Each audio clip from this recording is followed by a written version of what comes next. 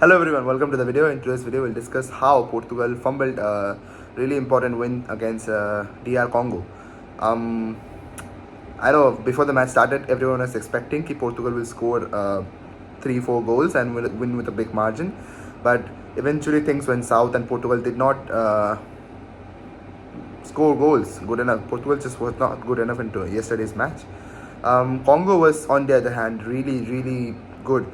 I mean, there were moments where Congo struggled. They were scattered. They fell out of possession. But if I'm being honest, Cristiano Ronaldo definitely is at fault. But to blame Cristiano Ronaldo entirely and not talk about the entire Portugal squad has to be biasness. Cristiano Ronaldo definitely did disappoint. He did not have a good match, of course. But a lot of people were expecting Cristiano to have a great match because Mbappe scored a brace, Haaland scored a brace, and Messi eventually scored a hat-trick. So people were expecting Ronaldo to score at least a couple of goals and, win the match, of course. But Ronaldo did miss a few chances. I remember the one where Bruno Fernandes was behind him. I think it was in the second half around 60 or 70 minute mark when Bruno Fernandes was behind him. Bruno was having a clear shot at goal. If Ronaldo would have let the ball roll over behind him, Bruno was at the perfect position to shoot, but Ronaldo tried to shoot the ball for himself and eventually ended up missing the ball. So these are the things that the Portugal team need to work on because this Portugal team definitely lacks the amount of the fluidity, the consistency that other teams have, especially a team like France or Argentina. We'll have to appreciate Pedro Neto for his wonderful performance. Pedro Neto, as far as I remember, the entire match he was running around, pressing like crazy. He just makes run on the wing, puts the ball inside, and then this cycle repeats and repeats.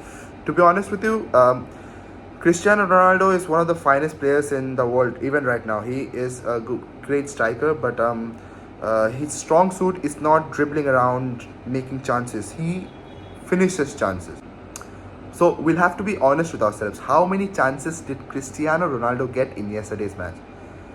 We can say that heading is one of his greatest abilities. He can jump, he's very tall, he's athletic, he can jump and put the ball in the net with his head. But how many heading chances did Cristiano Ronaldo get yesterday? How many crosses were provided to him? I don't remember the answer. Vitinha, one of the best players in the world right now, he's so good at controlling the tempo of the game. I don't know what happened in the defense, but there were a lot of moments when I saw Vitinha playing as a centre back.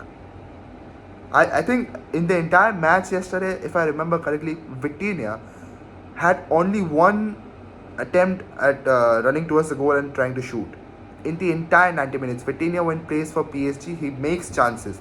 But yesterday, there were times when he was playing as a centre back. I don't know how that is logical. And I don't even want to talk about Bernardo Silva. I mean, yeah, we all know about Bernardo Silva.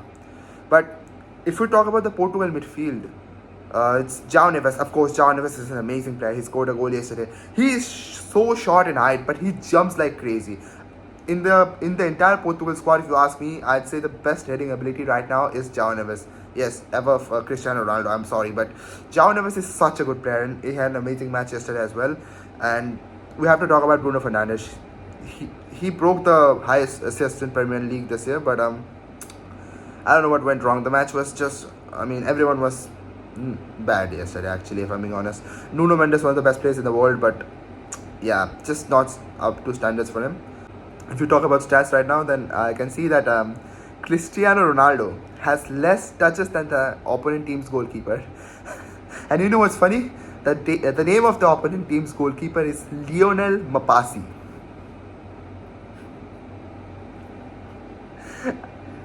इससे बेहतर script हो ही नहीं सकती थी. The opponent team's goalkeeper could have been named anything. He could have been named Narendra Modi, Donald Trump, but its name is Lionel Mapasi.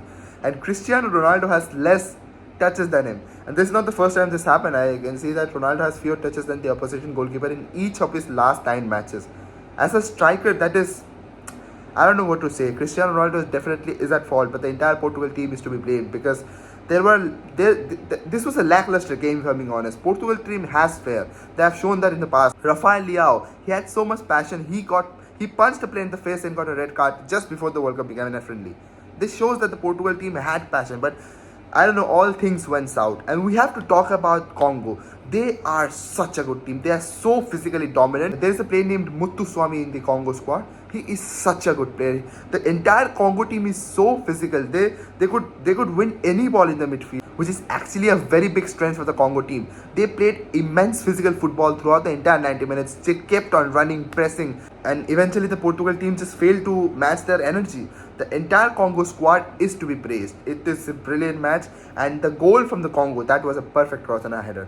That just absolutely cinema. This is why we live for in the World Cup. Now, is Portugal gonna win the World Cup? Is Portugal gonna get out in the group stages? Now, this is actually very early to say, because Argentina, as we know, last year in 2022 they lost their first match, but they eventually ended up winning the World Cup. In 2010, Spain lost their first match, and they eventually ended up winning the World Cup. The World Cup is not decided in the first match day itself. So, and this year we'll also see teams from the third place in the group going to the knockouts, not just the first two. So it's not very evident that Portugal won't make it up the group stage, but definitely there needs to be talks about the team selection. The team selection, I believe, was poor. Now, do I mean Cristiano Ronaldo should play or should not play? I feel like Cristiano Ronaldo at this age cannot play the entire 90 minutes of the World Cup. Just like we saw Lionel Messi get substituted at the 80th minute, I feel like Ronaldo should be introduced as a super sub, or Ronaldo should play around like 60 to 70 minutes and then get subbed out. Because at 41 years of age, putting so much strain in your body, and in the US heat, of course, it's very hot in the US. It's a very big strain for himself as well, and I believe that this match could have gone in a different direction if the Portugal team were a little more inclined towards creating chances in the earlier stages of the game, because the Congo team was playing very defensive for the first few minutes of the game until they opened up and João Neves scored. But after that, they scattered up. They started dominating in the midfield, which is the biggest part, because Portugal has the best midfielders in the world. They have Vitinha, they have João Neves, they have Bruno Fernandes, and the bench is also stacked. So this Portugal team is genuinely one of the favourites to win the World Cup.